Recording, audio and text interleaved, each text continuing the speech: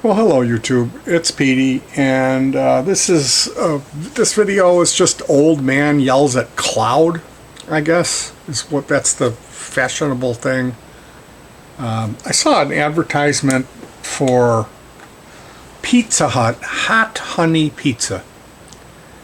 Now, it has 72 ingredients. The first of which is high fructose corn syrup. There's 6 grams. I'm spitballing on this, but I believe it's at least 6 grams of sugar per slice. That's not the whole pizza. That's per slice. And my question is, when did we become the society that needs to dump? I don't know. I don't know.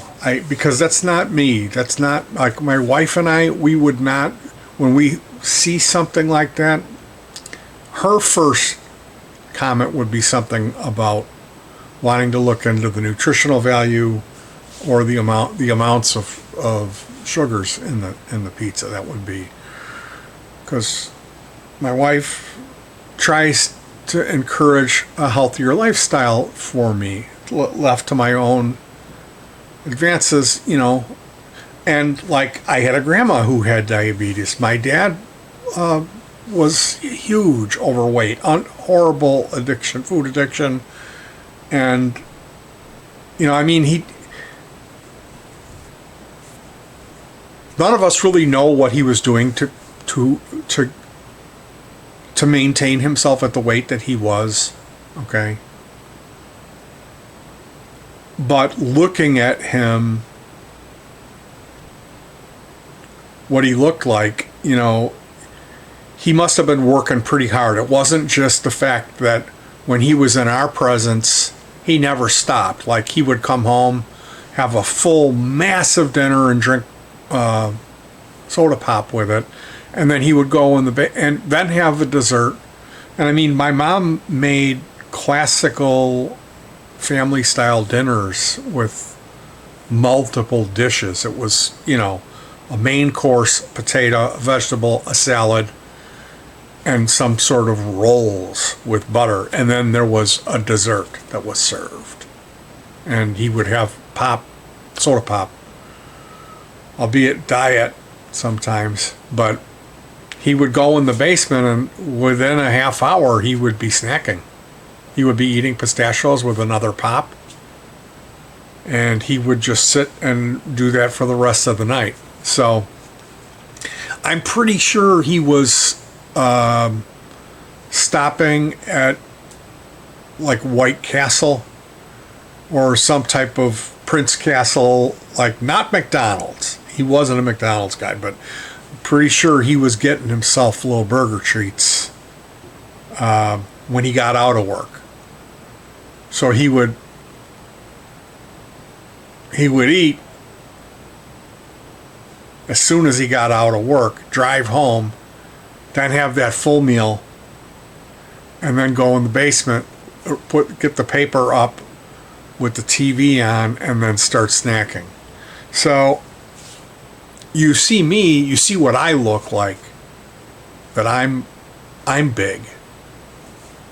And like I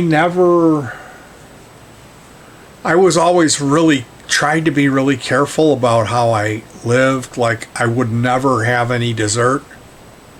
For many years I didn't have cookies, chocolate, none of that, because I was drinking beer, and I figured I need to pick one or the other. If I do both, I'm not going to be able to fit through the door. So when I see something like hot honey pizza, the alarm bells right away go off of, number one, that's not for me. They didn't make that product for me. They made that product for people who... There's a certain type of consumer. And these types of consumers generally don't fit into the learned, educated, smart gifted, intelligent, any of those type of brackets where you would say, well, that person has something in their being, something in their noggin that's functional. You would just see this type of person as being, there's lots of words that we used to be able to use, and we're not able to use these words anymore. But the propensity for a sluggishness in the mental fields paired with a sluggishness and speed of upward mobility, because these people are also overweight and right in that diabetes train. These are people that are drinking off-brand Mountain Dew and those Bubba cups, those this is the type of person, people that will go every day to the 7-Eleven and buy the giant drink. And it takes all kinds, yes it does, and we as a society are supposed to be tolerant, but I'm not going to be tolerant when I see something as repulsive as people pouring hot honey, okay? And it's not honey. It's high fructose corn syrup. You're pouring it on top of a pizza. Like, that's the most disgusting thing. And of course they're going to like, oh, this is a fad because it's spicy. Now, in this generation, in transitional America, when we're getting away from the paradigm of the 50s, which was a white guy, there was a white man, and he was the father, and there was a family, and they went to church. Now things are different. We don't have white guys anymore. They're mocked in commercials. They're losers. They're always wrong, and they're just bad. White guy is not good. It's bad. It's the bottom of the barrel. And that's fine. There's reasons for all of that, and I don't want to get into that. I was never that type of person. Really, neither was my dad. But there's been plenty of abuse of power when it comes to how other people were treated under that regime.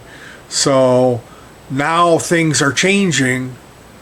There isn't any more church, and there isn't McDonald's. McDonald's is going away because nobody can fucking afford to buy a burger. But we need to have flaming. Everything has to be flaming hot now. Everything needs to be spicy and flaming hot for it to be hip and for it to be good. This is what we need to do, is pour hot, high fructose syrup all over a pepperoni pizza. And then that's good. And they're marketing this for Valentine's Day? Valentine's Day's over. But so they did? That was the tie-in in their marketing, was like, get ready for Valentine's Day. You're going to have a big soaking wet, sweet pizza. It's just the most disgusting. It literally makes me ill. It literally makes me ill. And I quit drinking. Well over, it hasn't been long, but it's been over a year. And in that time, I made up for those calories. I was eating dehydrated fruit for a while, and then I started drinking iced tea and lemonade, mixing that. And I make that at home, meaning I use tea bags that we boil in water, and then we actually break down a lemon using citric acid and make lemonade from the peel, from the pulp. We extract the citric acid. So this is like we're really making it from scratch. Really, really. And I feel guilty even about doing that. I have cookies and ice cream at the end of the night to reward myself. I'll have like one cookie and a bowl of ice cream. So I'm a horrible sugar abuser, diabetes. That's me. I'm bad. I'm a big fat guy and everything. And I'm the one that's ringing the warning bell on this abomination. Who is this for? Who are they marketing this for? Well, how Is everyone in America just that dumb where they don't see? Because when I looked at it, it's like, this is good. Like, oh, this is so delicious. Like, we got to go get like, and I'm thinking, the last thing I would ever want to do, like Pizza Hut pizza, I can't even imagine the amount of sugar in it before you add, because they're basically the McDonald's of pizza, aren't they? Isn't there sugar in the water at Pizza Hut? Isn't it that type of place? Did we really need to just soak it down? And like, I watched a review, and it was a couple, God bless them, this is America, they're white, okay? And they're so obese that they can't even fit in the vehicle. They're like crammed into this vehicle, eating this pizza in the vehicle. And I'm thinking, like, it was like Big Joe's food review or something, and here's him and his wife. They're both just massive people and crammed into this vehicle. And she said, I told them to put way double extra, pour that hot honey on there and give us extra, and they did good. So the pepperoni cups, they're shriveled up, and they're full of this hot honey. And it's high fructose corn syrup that they poured chili flakes into, added sugar to it, and a little bit of honey so they could call it honey, and some red dye. That's what it is. But the pizza has 72 ingredients in it. So I don't know. You can say Petey Two Finger is a horrible racist, and I'm a bigot, and I hate everyone, and it's old man yelling at cloud, and that I'm just the worst person ever to think that I'm better than everybody else. I'm making this video to heighten people's awareness. Maybe if you watched the video and you paid attention to the theme, you'll take a little bit better care of yourself, or make even one better decision in your life of moderance, temperance, and like, do we really need to pour corn syrup all over our pizza before we eat it because it's hot, dog? Do we really need to? Is it that much wiggity whoop whoop? I'm a juggalo too. Put that,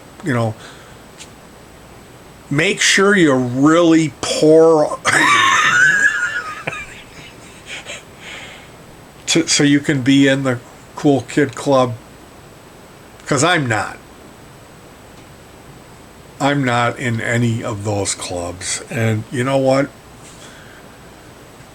I'll probably, with my luck, it's not going to matter. Petey's story is probably going to be one of a lot of agony and a premature death at a real young age. But at least I had the common decency and the self-respect not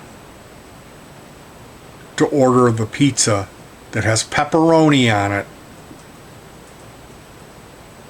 that I asked them to put extra high fructose corn syrup. Pour that all over my pizza. And as far as that whole thing goes, with the pineapple and all that, trying to be cute with the pepperonis and all that, no. You can put bay leaves on it and call it Napoleonto. You can do all of that fancy dance that you want. Make a brick oven. Go cook it in your garden with some sticks. Get your little fancy $400 little R2D2 lid oven to cook them in. Your Napoleonto and manja. Make your own mozzarella. You can do all of that shit. And I'll be here in Chicago. I'm not going to be $5 hot and ready. I'm going to be going to L&F because that's pizza. It's thin crust. They call it tavern style when you watch these videos. In the videos, it's always the same thing. It's Chicago, this deep dish town, and it's not. Nobody eats deep dish pizza in Chicago unless people flew in from Texas or whatever, New York, and you wanted to impress them, so you would take them out to, what was the name of that place? Giordano's? Yeah, I think so. Pizzeria Uno. Like the deep dish place. What's the other one? Novotny's, or it's like, there's some name of a guy downtown. Lou Malnati's? Lou Malnati, They yeah. have regular pizza. I don't know if they have... Do they? Yeah. I They think have Lou both. Malnati's regular pizza is, it's thick crust. I'm talking like they call it cracker crust. It's pretty thin. And that's always the type of pizza that we sought out after, and we would find a place that made it, and we would be loyal to that place.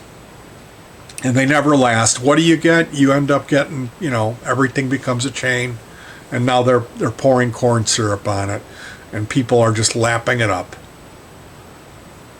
But L&F is tavern style, which means it's cheese and sausage. It's a really intricate balance between the amount of cheese, the amount of sauce, and the sweetness of that sauce. It's not a real sweet sauce. And then the thickness of the crust and how well that's done. It's a real delicate balance between those three things. And the sausage should be good tasting, fresh Italian pork sausage in large quantity. Loaded up with sausage, but good luck with that. Because that type of pizza it's getting harder and harder to find. And when you have stuff like this, and you have people going, pineapple on pizza is good. When you have that going on, the only reason for that is ignorance. It's because you've never had what we call pizza in Chicago, which is thin crust. They cut it into squares. It's not a manja. You don't fold it. There's no cheese pull going on. There's none of that. Okay? As a matter of fact, if you pay attention, the adults always eat it with a fucking knife and fork. So there you go. I hate to ruin your fun. All right, you guys, take care of yourselves. Just don't be a complete idiot. Don't kill yourself because of a fad. You know what I mean? Because this, like, everything has to be flaming hot and burn the... Like, that whole thing...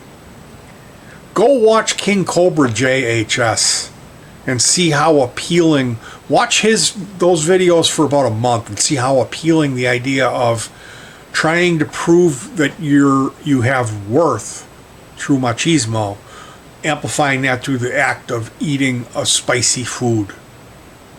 See how that equation works out for you. Because that's the quickest way to pull a 66 on an IQ test. And I'll tell you, I'm like an 81 on an IQ test. I'm not a smart guy. So 66 might be closer to 90. All right, you guys, take care of yourselves. Just don't. Just stop it. Please, and peace.